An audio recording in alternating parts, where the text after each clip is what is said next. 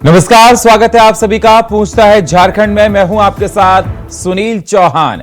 झारखंड के सीएम हेमंत सोरेन ने देवघर के सिकटिया में मेगा लिफ्ट सिंचाई परियोजना की आधारशिला रखी, जिस दौरान सीएम हेमंत सोरेन ने बीजेपी सरकार पर तमाम आरोप लगाए हैं। हेमंत सोरेन का कहना है कि बीजेपी सिर्फ हिंदू मुस्लिम की राजनीति करती है।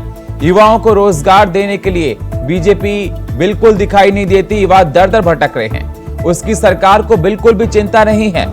जनता में बीजेपी जहर घोलने का काम करती है। मेरे ऊपर भ्रष्टाचार के लगाए गए आरोप सारे झूठे हैं। बीजेपी सिर्फ झूठ बोलती है।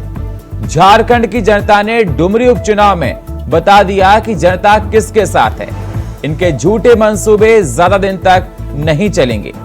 तो हेमंत के आरोपों पर बीजेपी क्या देगी जवाब, इसी पर करेंगे चर्चा। लेकिन सबसे पहले ये रिपोर्ट। इन षड्यंत्रकारियों का षड्यंत्र आज के दिन में हिंदू मुस्लिम क्या है यार? हिंदू मुस्लिम से पेट भरेगा क्या? सिख ईसाई करने से नौकरी मिलेगा क्या?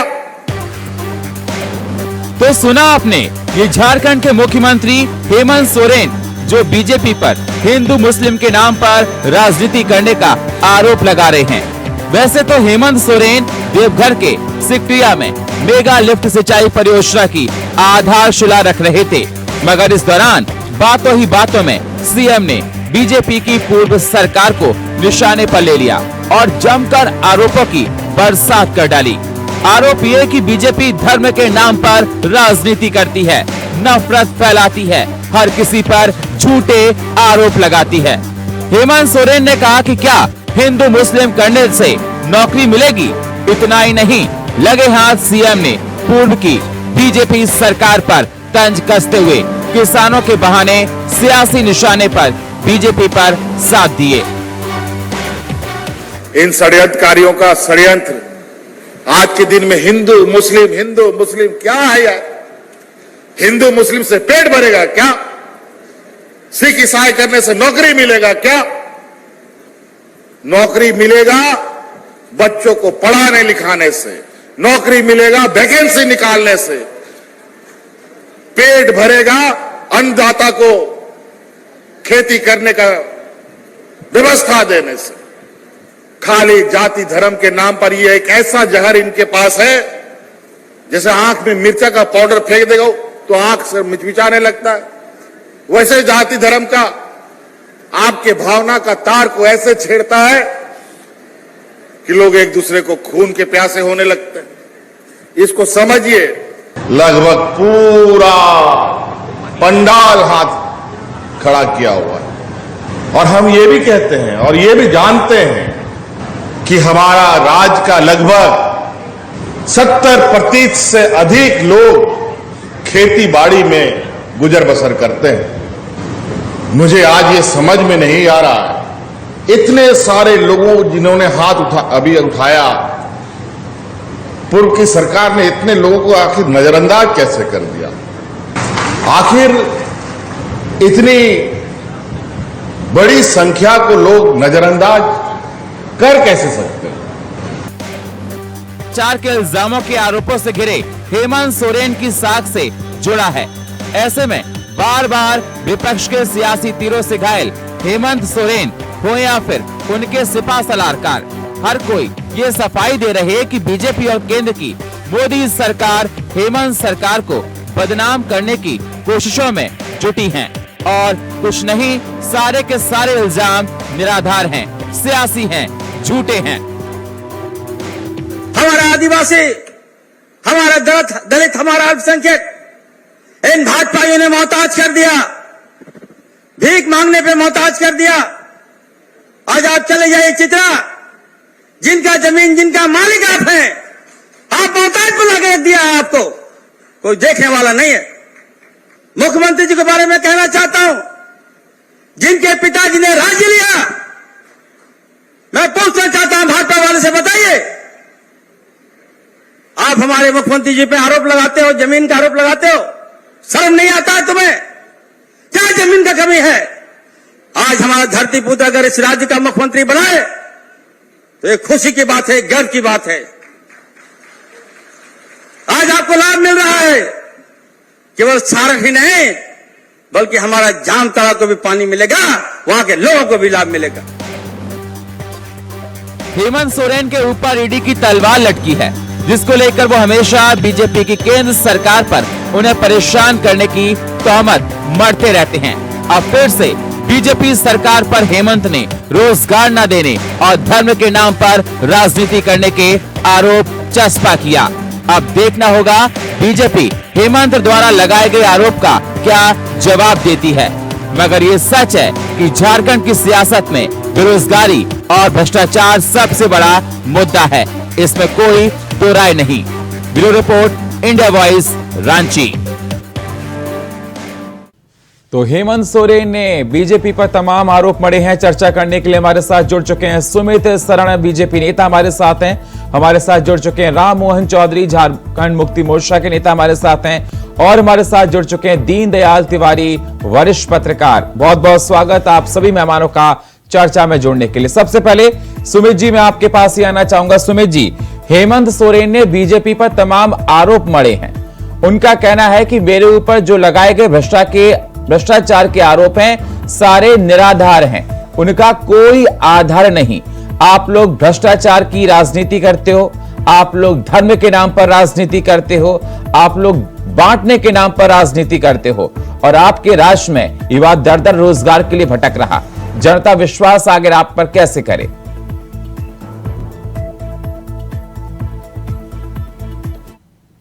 मैंने मुख्यमंत्री जी के भाषण को सुना है। मेरी आवाज आ रही है आपको? बहुत अच्छी से आ रही है सर जी, धन्यवाद। मैंने जब उनके भाषण को सुना तो मुझे समझ में एक बात नहीं आ रही थी कि मुख्यमंत्री जी मुख्यमंत्री हैं या अभी भी वो विपक्ष में है। ये जितनी चीजों को वो गिना रहे थे, जितनी चीजों के बारे में बता रहे थे, ये सारे एक मुख्यमंत्री के कलम के अधिकार क्षेत्र में आता है। मैं जानना चाह रहा हूँ मुख्यमंत्री जी से कि उन्होंने जब चुनाव लड़ा था पिछला विधानसभा का 2019 में, उन्होंने वादा किया था युवाओं से कि वो बेरोजगारी भत्ता देंगे। उन्होंने वादा किया था कि सभी को सरकारी नौकरी देंगे। उन्होंने वादा किया था कि जितने झारखंड के आंदोलनकारी हैं उनको भी खोज के लाएंगे, सरकारी नौकरी देंगे। उनको ये वर्ड उसने यूज किया था कि हम खोज के लाएंगे और नौकरी देंगे। उन्होंने कहा था कि हम 4-5 कमरे का मकान देंगे। इन सारी चीजों को जब ये कर रहे थे या करना चाह रहे थे, तो क्या हमारे भारतीय जनता पार्टी के किसी नेता ने जाकर उनके हाथ को पकड़ लिया था, या उन्हें सिग्नेचर करने नहीं दिया था, या हमने उनके जो कमरा है जो सीएमओ में उसमें जाकर धरना दे दिया था? ये सारी चीज बहानेबाजी है। जब उनका पूरा कार्यकाल अब समाप्त होने के कगार पे है, 3.5 साल से ज्यादा हो गया, और उन्हें पता है कि लगातार उनकी जो छवि है जनता में खराब होते जा रही है, इन सारी चीजों से बचने के लिए वो ऐसा प्रोपेगेंडा कर रहे हैं। नहीं, वो तो ये कह रहे हैं हमारी छवि बहुत अच्छी है। डुमरी को उपचुनाव में बता दिया कि जनता हमारे साथ है। डुमरी कोई काम के में बल पे मांगा गया वोट नहीं था, वो सहानुभूति वोट था। वो हमारे शिक्षा मंत्री थे, उनका दुर्भाग्यपूर्ण तरीके से उनका देहांत हो गया। मेरी भी श्रद्धांजलि है उनको, मेरे भी शिक्षा मंत्री थे। लेकिन वो, मैं बोलना नहीं चाहता, वो एक दिवंगत नेता की पत्नी ने वहां चुनाव लड़ा था, लेकिन वो आप भी जानते हैं कि वो पूरी तरह से सहानुभूति पर था। लेकिन मैं यह जानना चाह रहा हूं कि मुख्यमंत्री जी ने बेरोजगारी को भत्ता क्यों नहीं दिया?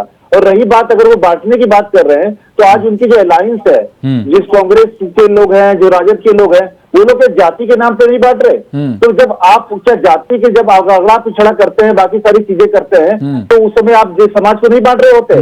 जब हम तो एक कम से कम एक समाज की बात करते हैं, एक जो भी हम हिंदू और हिंदुस्तानियों की बात करते हैं। लेकिन ये उनको जानना चाहिए, मैं भी चाहता हूँ, हमारी पार्टी भी चाहती है कि सबको अधिकार मिले, जो पिछड़े हैं, जो दलित हैं, सबको अधिकार मिले।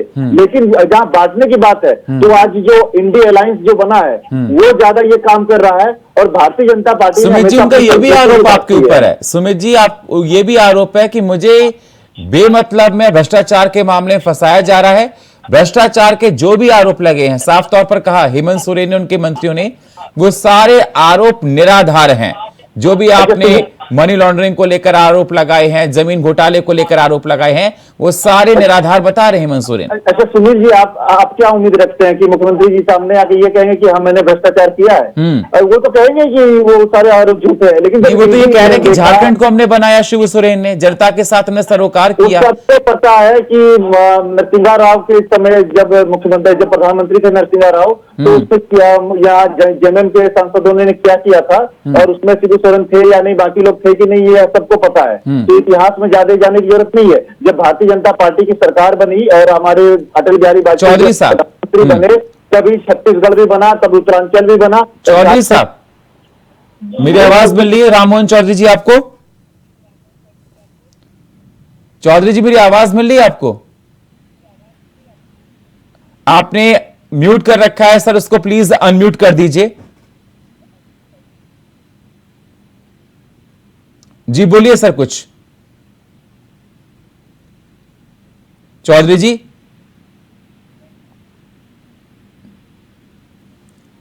मैं आपके पास आता हूं। दीनदयाल तिवारी जी, मेरी आवाज सर आपको मिल रही है? जी सर, सुन रहा हूं मैं, सुन रहा जी, आपने जिस प्रकार से हेमंत सोरेन के सभी बातों को आपने सुन लिया होगा, जिस प्रकार से उन्होंने एक कार्यक्रम में कहा कि जितने भी आरोप मेरे ऊपर लगाए हैं बीजेपी ने, वो सारे निराधार हैं। बीजेपी धर्म के नाम पर राजनीति करती है, बीजेपी की सरकार में वह परेशान हो रहा है। और झारखंड की बात की जाए तो झारखंड की जनता हेमंत सोरेन के काम से, उनकी सरकार से बेहद खुश है। इस बात को लेकर बीजेपी बौखलाई हुई है। उन आरोपों को, उन बातों को, उनकी इस प्रकार के काम करने के तरीकों को आप किस प्रकार से देखते हैं? क्योंकि देखिए, आरोप प्रत्यारोप तो दोनों पक्ष से लगता ही रहता है और सभी लोग कहते हैं मैं ठीक हूं और वो कहते हैं मैं ठीक हूं। लेकिन सबसे बड़ा एक चीज इस कार्यक्रम में मुझे एक चीज देखने को मिला है कि मुख्यमंत्री जी ने शिक्षा की बात की है कि लोगों को विकास के लिए शिक्षा की आवश्यकता है। लेकिन मैं ये चीज पूछना चाहता हूं कि आपने शिक्षा का तो बात किया, लेकिन क्या अभी अगर धरातल पर शिक्षा व्यवस्था की बात किया जाए तो जिस विद्यालय में 10 टीचर होना चाहिए, 8 टीचर होना चाहिए, वहां पर एक टीचर के बदौलत विद्यालय का संचालन हो रहा है। इसी शिक्षा से लोगों का डेवलपमेंट और विकास होगा? ये बहुत बड़ा प्रश्न। एक सवाल मैं इसमें और ऐड करना चाहता हूं दीनदयाल जी। सबसे बड़ी बात इस समय देखी जा रही है कि ईडी 5 बार नोटिस दे चुका है हेमंत सोरेन को। उसके बाद भी हेमंत सोरेन ईडी के दफ्तर नहीं गए, लगातार वो हाई कोर्ट पर गए। पहले सुप्रीम कोर्ट गए, तो उसके बाद हाई कोर्ट पर गए। भ्रष्टाचार का आरोप उनके ऊपर है, जमीन घोटाले को लेकर उनके 11 अधिकारी पहले से ही ईडी की तलवार उन पर लटकी हुई है। मैं आपसे जानना चाहता हूं कि जो जांच के दायरे में है, ईडी की तलवार लटकी हुई है, खुलेआम साफ तौर पर कह रहे हैं कि मेरे ऊपर लगाए गए भ्रष्टाचार के आरोप सारे गलत हैं, बेबुनियाद हैं, तो आखिरकार जो उनके 11 अधिकारियों पर नकेल कसी जा रही है, वो किस प्रकार से देखते हैं? नहीं, देखिए, ये तो सिर्फ लोगों को दिग्भ्रमित करने की बात है। अगर आपके ऊपर निराधार है और गलत आरोप अगर लगाया गया है तो आपको ईडी के समन पर जाना चाहिए, ताकि लोगों में जिस तरह से कंफ्यूजन क्रिएट हो रहा है। इसलिए नहीं जाते, बोलते हैं कि ईडी केंद्र सरकार के अधीन काम करती है, केंद्र सरकार के कहने पर काम कर रही है। नहीं, देखिए, कोई भी संस्थान है, अगर केंद्र के एजेंसी है तो किसी के पक्ष और विपक्ष की बात नहीं होती है। अगर आप भी अगर सरकार में होते, अगर इस तरह का बात होता, ये कहना ये सब गलत है। ये तो अगर ईडी के तरफ से इस तरह का एलिगेशन है और बार बार समन और बार बार नोटिस किया जा रहा है, तो माननीय मुख्यमंत्री जी को फेस करना चाहिए, ताकि कम से कम कोई भी चीज कंसेप्ट क्लियर हो सके। क्योंकि पब्लिक भी काफी उनका डाकिया चला जाता है, लेकिन सर वो खुद नहीं जाते।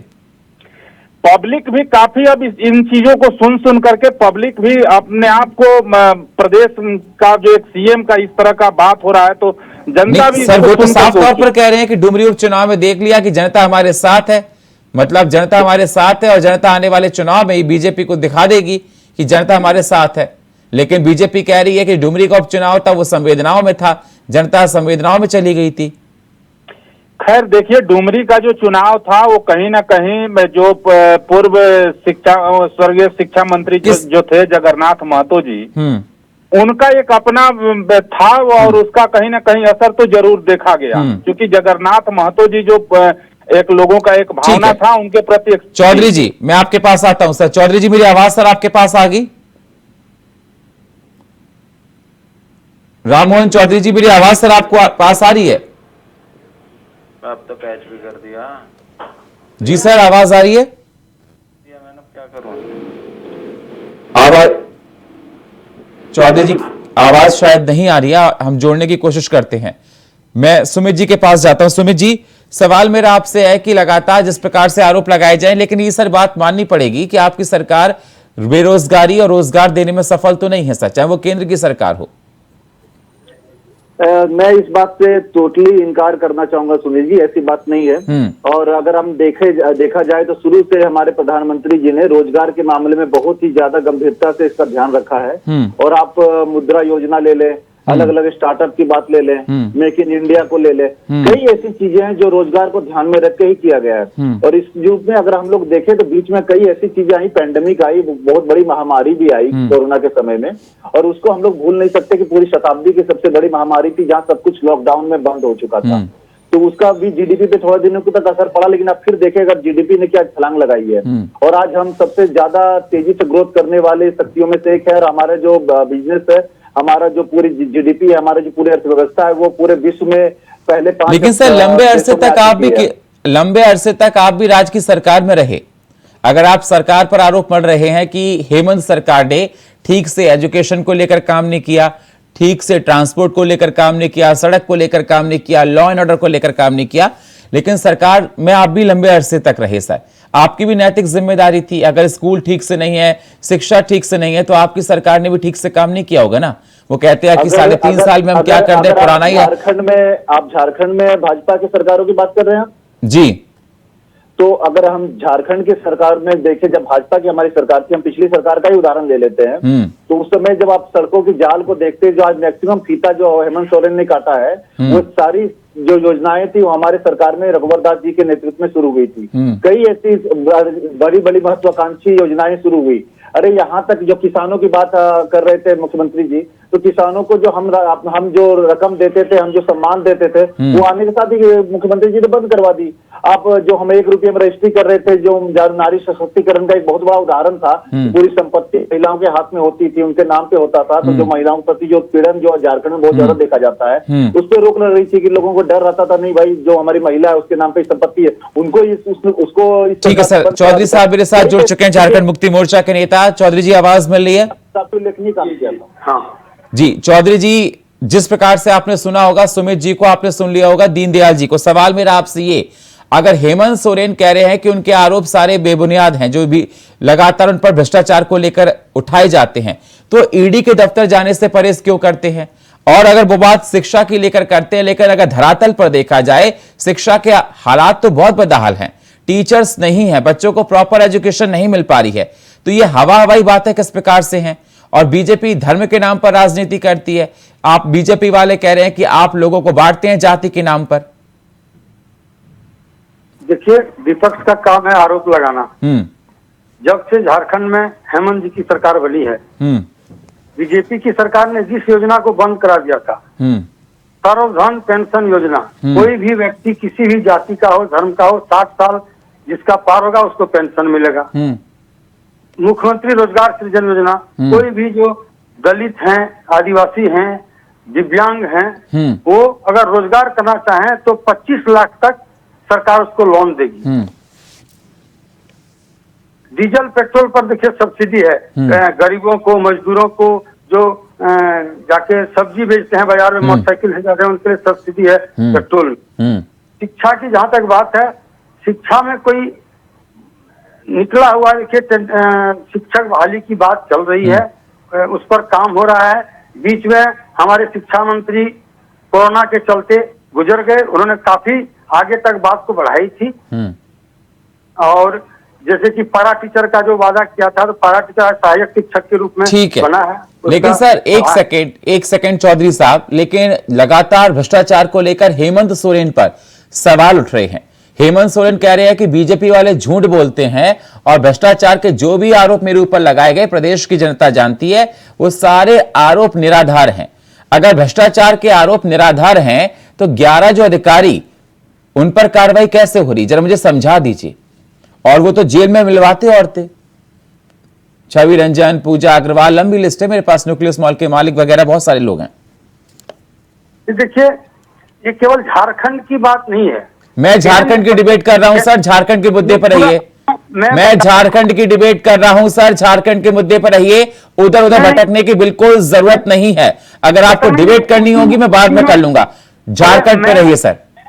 ये मैं भ्रष्टाचार पर ही बात कर रहा हूं। कीजिए ना, आपके मुख्यमंत्री पर मनी लॉन्ड्रिंग के आरोप लगे हैं, झारखंड के मुख्यमंत्री पर, हेमंत सोरेन पर 5 बार नोटिस आ चुका ईडी का, उसके बाद भी नहीं जाते हैं। क्यों डर है, क्या डर है, क्या मन में चल रहा है, क्या कुछ काला है?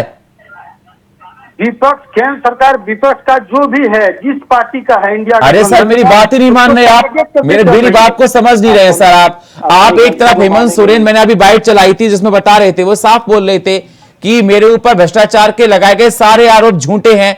जब आरोप लगाए गए झूठे हैं तो आपके मंत्रियों पर कार्रवाई कैसे हो रही है, 11 अधिकारियों पर आपके, जरा मुझे बताइए। और अगर आप इतने सच्चे हैं तो 5 बार नोटिस में जाने के बाद आप क्यों नहीं जाते ईडी के ऑफिस? डर है मन में, चोर है क्या आपके मन में कोई? देखिए, अधिकारी पर अगर भ्रष्टाचार के आरोप हैं तो अधिकारी पर कार्रवाई भी हो रही है। जिन जिन अधिकारियों पर कार्रवाई तो सर ईडी कर रही है, आप तो नहीं कर रहे, आप तो बचाने के काम कर रहे थे। जेल में मिलवाया जाता है अंदर। ईडी जो है एक केंद्र सरकार के इशारे पर। अरे सर कैसे आप, बस अब कोई बात ना हो तो सारी ये ईडी केंद्र सरकार के कहने पर, अभी आप पाक साफ हैं, अभी आप ईडी केंद्र सरकार के कहने पर विपक्ष पर कार्रवाई हो रही है सर। मतलब आप कोई बात मानने को तैयार नहीं है। कैसे जनता मान ले कि हेमंत सोरेन पाक साफ हैं? अगर वो पाक साफ है तो दफ्तर जाए ना ईडी के और जाकर जवाब दें उन सारी बातों के। बच क्यों रहे हैं वो? 5 बार नोटिस आ चुका है सर, 5 बार। जनता सवाल पूछ रही है झारखंड की कि आखिरकार हेमंत सोरेन जाते क्यों नहीं है? सुनील जी, एक बार वो जा चुके हैं, जो कि सुबह से शाम तक उनसे पूछताछ की गई, वो आगे बार बार केवल बदनीयती से, केंद्र सरकार केवल हरासमेंट के लिए कर रही है। बदनीयती से नहीं, ईडी को और मुख्यमंत्री का पता चला है, इसके लिए दोबारा बुला रहे हैं। बदनीयती से नहीं बुला रहे हैं, उनको और नई संपत्तियों का पता चला है, उन्हें कई और नई चीजों का पता चला, इसलिए वो फिर से बुला रहे हैं। और बात पूरे देश में इसी तरह संपत्ति का पता इसी को चलता है, वो केंद्र सरकार के इशारे पर चलती है। पंकज मिश्रा कौन है?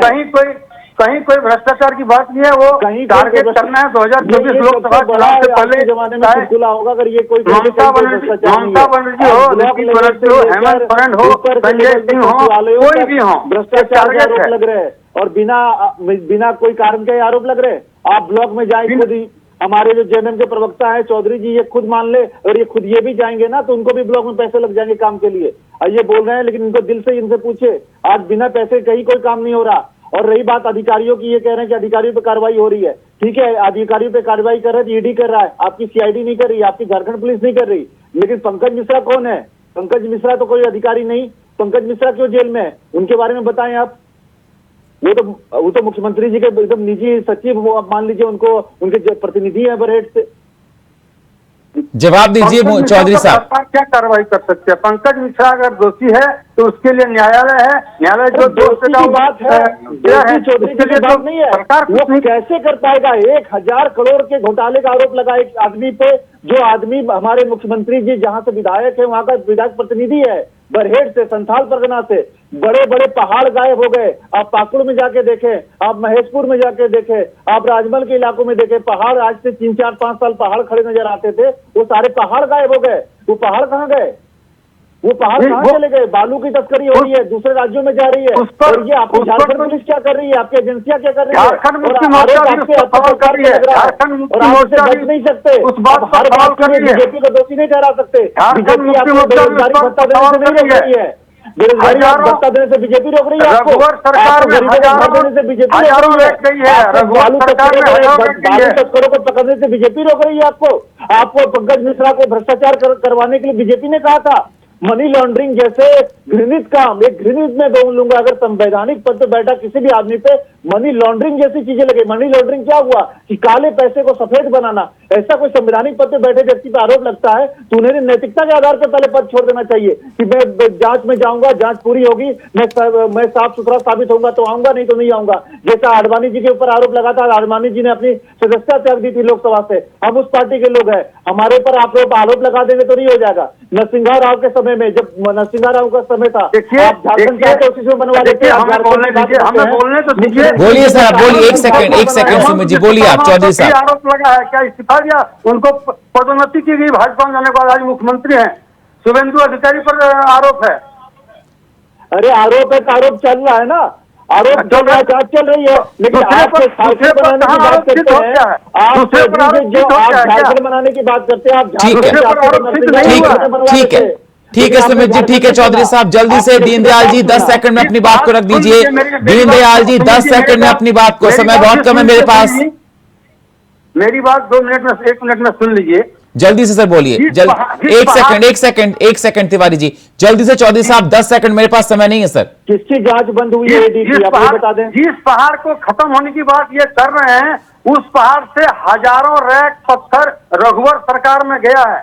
उसकी जब बात करते हैं तो नहीं कोई जवाब बताना। ठीक है दीनदयाल जी 10 सेकंड में अपनी बात को रखिए सर, फटाफट 10 सेकंड में सर। दीनदयाल जी ने ये बात उठाई है, लिखित में फाइनल कमेंट दीजिए सर। कहां से सबको पता है। ठीक है सर, आवाज नहीं आ रही दीनदयाल जी की। उनकी आवाज नहीं, मैं यही कहना चाहता हूं कि रघुवर दास जी के विरोध में हेमंत जी को जनता ने लाया उसी चीज को रोकने के लिए ना। चौधरी जी कह रहे हैं कि इससे ज्यादा भ्रष्टाचार हुआ उस सरकार में, तो आपको तो इसीलिए लाया गया ना कि आप उनसे अच्छा करें, बेहतर करें। चलिए बहुत बहुत शुक्रिया आप सभी मेहमानों का चर्चा में जुड़ने के लिए। सुमित जी आपका, चौधरी साहब आपका और दीनदयाल जी आपका। लेकिन सवाल लगातार उठते रहेंगे जिस प्रकार से हेमंत सोरेन ने बीजेपी पर तमाम सवालों पर बौछार की है। उन्होंने कहा कि मेरे ऊपर लगाए गए भ्रष्टाचार के आरोप सारे बेबुनियाद हैं। लेकिन बीजेपी का कहना है कि प्रदेश की जनता जानती है और जांच में यह साफ हो पाएगा कि क्या आपके ऊपर जितने सारे आरोप हैं वो सच्चे हैं। तो बीजेपी और झारखंड मुक्ति मोर्चा और कांग्रेस में आरोप प्रत्यारोप लगातार जारी है। अब देखना होगा आगे जांच में क्या कुछ निकल कर आता है। और फिलहाल हमारे इस खास प्रोग्राम में इतना ही। बाकी खबरों के लिए आप बने रहिए इंडिया वॉइस के साथ। तब तक के लिए नमस्कार।